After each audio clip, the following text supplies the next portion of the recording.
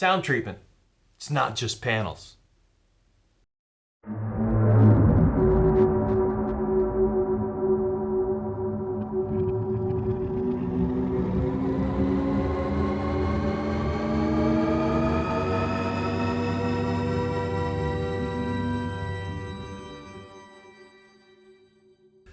So, sound treatment. Wanted to talk about sound treatment today. Um, it's something I've been working on, and it's something that people have told me from day one. I told them we were going to polish our floors. I don't know if you can see the polished concrete floors behind me. We were going to polish the floors, and we were going to have pretty much build out the square box as big as we can to try to maximize the room. And all of that screamed echo chamber. So I knew we were going to need to have some sound treatment. And everybody preaches sound treatment. Don't buy better microphones. Don't buy better speakers. Don't buy this. Don't get that plug-in. It's not going to fix it if you can't make it correct at the source. And your mics pick up your room. So your room is part of the source. Your room is part of the instrument that you're recording. So the very first thing that I did when we built this room was to start to try to figure out some sound treatment. Now, the big things are reflective surfaces, right? So I'm sitting against one wall. I've got my desk. I've got the big screen TV. I've got all this different stuff. And what's directly on the other side of the room behind me? There's another wall that faces this way. So before we had any sound treatment, this was terrible. This was absolutely horrible. Just the slap back of that 15 feet across there was horrible. So we added those sound those sound panels, which are 2 feet wide and 6 feet tall, and they're 2 inches thick. They have a wood frame with rock wool, and then they're covered with felt. They helped a ton. And then we added some carpets, not expensive carpets, just some IKEA carpets. And it improved a ton. And then, I don't know if you can even really see it, but that right there, that big black wall, that's not a wall. That's a curtain. It's a big, heavy curtain that my wife lovingly made for me.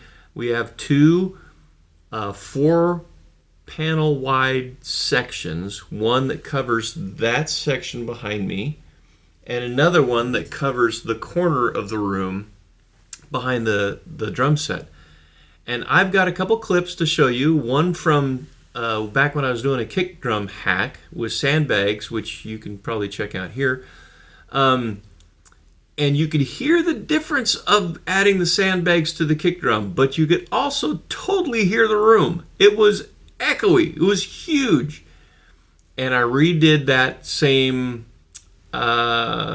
experiment. I didn't have sandbags in my kick drum. The kick drum, yes, sounds a little bit different, but I think you'll hear, or maybe you won't hear, the room quite so much because of all the added mass and soft features and non-reflective things that we did. Now, do we have bass traps? No. Do I have a cloud on the ceiling? No, the ceiling's already low enough. Do we have things engineered? Is this like a totally perfect mixing space? Nope. Far from it. But it's a way better room than it was before.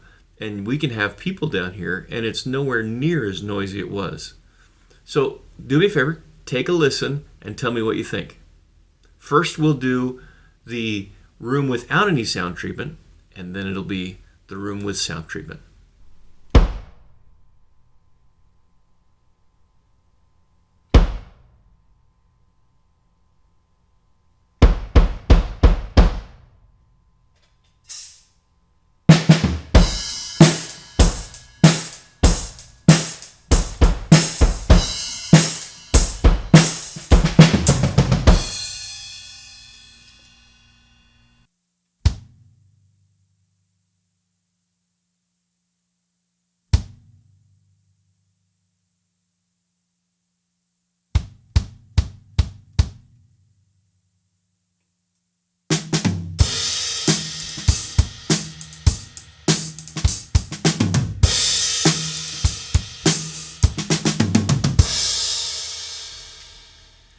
Now, I know what you're probably thinking.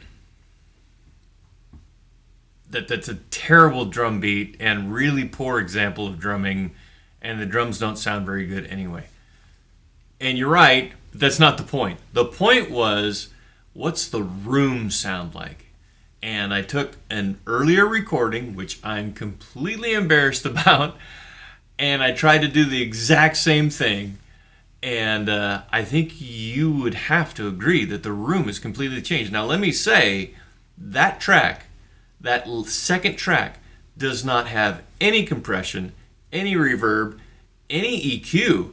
That's just the raw tracks, and I just tried to level them so it sounded like the drums in the room. But what I was trying to pull off was have the microphones hear the room while they're picking up the drums. That was the point. And I think that if you disagree with me, I would like to see it in the comments, because I tell you, the room sounds completely dead, completely different. And for me, I would rather have a dead room to be able to work with than to have a live room that doesn't sound very good and have to try to overcome it all the time.